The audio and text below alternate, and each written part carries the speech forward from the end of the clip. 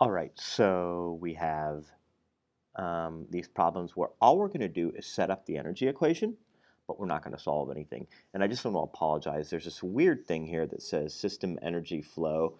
We're not going to do anything with that, so I'll just kind of blot it out and just know that you're not going to use that on the test.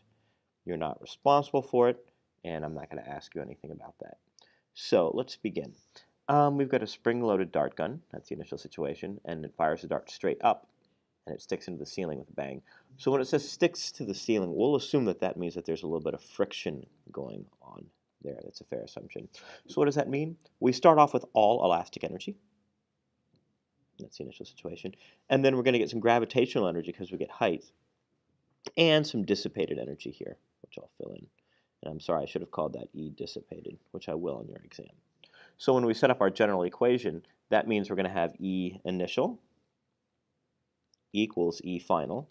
And then we need to plug in the specific bar graph, which is going to be E elastic equals EG plus E dissipated.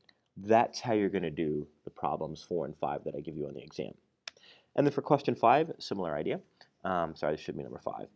We've got a frog leaping into the air, so we're going to pretend slings or springs until it lands on a little rock shelf above its head with no energy lost. So above implies it has height.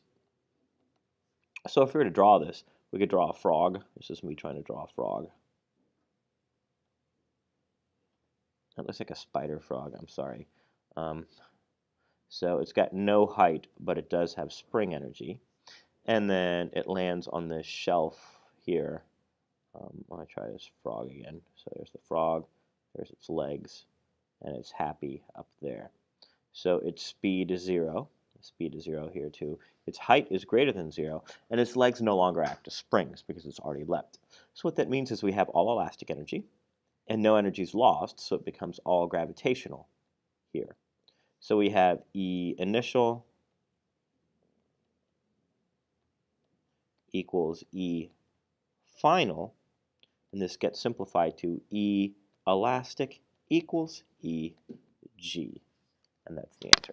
So that's questions 4 and 5. In the next question, we will be taking a look at questions 6 and 7 and hopefully 8. We'll see. All right, so that's it for the bar graph questions.